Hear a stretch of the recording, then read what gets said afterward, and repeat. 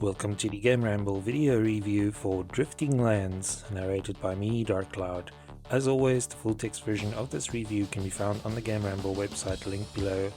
Also, please keep in mind that this review was initially published in 2017. The TLDR is that from big bosses and swarms of enemies to screens filled with bullets and explosions, Drifting Lands offers everything fans expect from the side-scrolling shooter genre. However, it goes one step further by merging it with some action RPG elements that will keep you coming back for more to customize your ship to the max. It starts a little slow, but thanks to multiple difficulty grades, the intensity of the action quickly ramps up. Anyone with an itchy trigger finger looking for a shooter that has a bit more replay value than usual should at the very least try out the free demo. Gameplay receives an 8 out of 10. The game can get a little overwhelming at times, but at least you're eased into things quite gently. Graphics receives a 9 out of 10. The visuals are detailed and colourful, especially for a side-scrolling shooter, but features very few genuinely jaw-dropping set pieces. Sound receives an 8 out of 10. The soundtrack for the game is varied and great. The overall score for Drifting Lands is 8.3 out of 10. Now for the full review. As enjoyable as the side-scrolling shooter genre is, there is no doubt that many entries suffer from either being too short, too difficult, or both. This is why Drifting Lands is a breath of fresh air for anyone who has ever tried to play something from this genre, only to get blown to smithereens in the very first few minutes. That's not to say that it's an easy game, as the difficulty does ramp up nicely, but it's certainly more accessible. What sets Drifting Lands apart from the competition though is how it's fused its horizontal shooting action with some action RPG elements. Think of it as Diablo in a spaceship and you won't be far off. As the title suggests, Drifting Lands is set in a world where the planet has shattered and it's now just a collection of rocks floating in space. While billions died in this catastrophe, there were also plenty of survivors, including the pilots, engineers and traders who live aboard a massive ship called the Ark. As the game opens, you are the newest citizen of the Ark and must prove that you deserve a spot on board by flying missions against its enemies. These foes range from robots to corporations and crazy cults, so you have your work cut out for you. It's not really the most epic of storylines, but it is a step up from the usual alien invasion fluff and also introduces you to plenty of unique characters. However, the storyline is not the game's primary focus, and it only serves as an excuse to take to the skies and blast as many enemies as possible into chunks of loot. Drifting Lands presents players with 3 different ship classes to choose from, ranging from fast and deadly to slow but sturdy and something in the middle. This means that players experienced with the genre can jump right in with a nimble ship that can dish out the pain but take very little in return, while rookies can ease into things with something a little more durable. In addition, all of the ships have shields and health, so even the weakest class won't just disintegrate at the first sign of trouble. Throw in a handy tutorial which explains some of the finer details of playing Drifting Lands, and you have a shooter that is undoubtedly more newcomer friendly than most. However, with 100 levels of difficulty, randomly generated missions and an extensive ship upgrade system, sooner or later you will begin to encounter the type of heavy resistance that requires you to sit up and pay attention. The upgrade system in particular can be a little daunting initially for anyone unfamiliar with grinding for the best loot. Any loot picked up during battle is stored in your cargo hold until the mission is completed, at which point you can unload what you found, compare it to what you have and swap out where needed before selling the rest for credits. Every single piece of loot you collect, be it weapons, shields, armor, thrusters and more, will have a range of primary and secondary modifiers to take into consideration.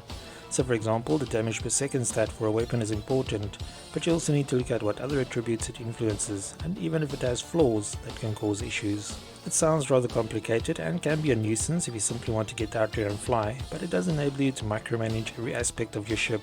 Everything from health and shield regeneration to energy, critical hit chances, attack speed, credit earning ability and pickup radius can be tweaked for your loadouts. Anyone who has spent hours shaping their RPG character will know how addictive this process can be. In addition to your loadout, you can spend your hard-earned credits increasing the structure, navigation and power attributes of your chosen craft. These attributes determine what loads you can equip, so don't forget about them. If this wasn't enough, you can also eventually have access to 70 different skills, from which you must choose 4 active and 2 passive ones. These skills are as varied as they're helpful and can drastically influence your playing style. Defensive players can opt for a self-powered bubble to absorb bullets, while those preferring a more aggressive approach can opt for area of effect attacks. Perhaps mines are more your forte, or slowing down time. All these skills are divided into different categories, and additional options are unlocked by moving up the grades, which keeps things fresh.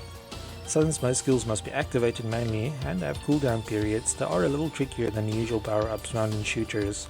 Still, it's also a lot more satisfying to pull them off efficiently.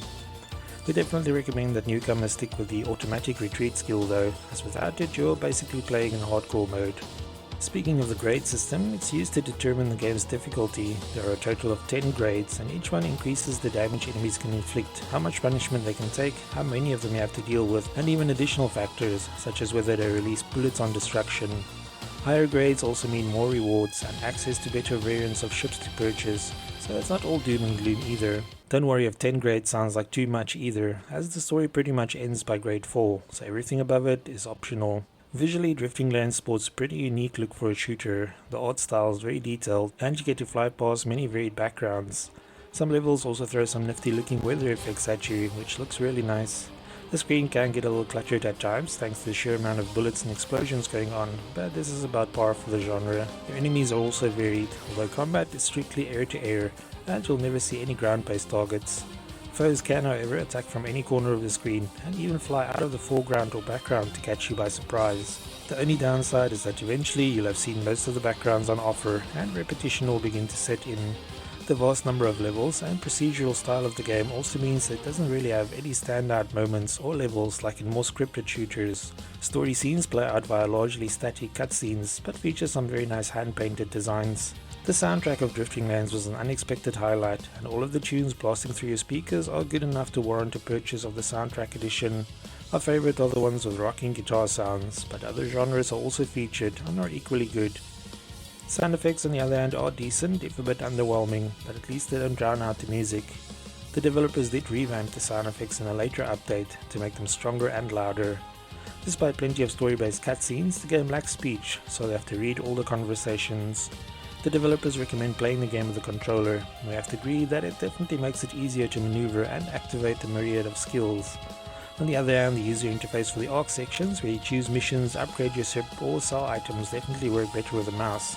A post-release patch for the game added the option to use mouse controls during gameplay phases, and a slow movement mode for more precision. As much fun as Drifting Lands is to play, it's also a title that will probably divide opinions. Some players will find the endless cycle of finding new loot and customizing their ship a lot of fun, while for others the tedium could set in quickly.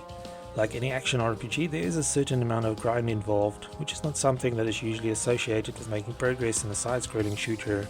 However, it would be hard to criticize Drifting Lands for becoming repetitive after hours of playing, when most other titles in the genre are content with offering 5 levels that can be blasted through in under an hour. Thankfully, a demo for Drifting Lands is available on Steam, so if you're unsure whether its blend of shooting and looting will appeal to you, we recommend trying it out first.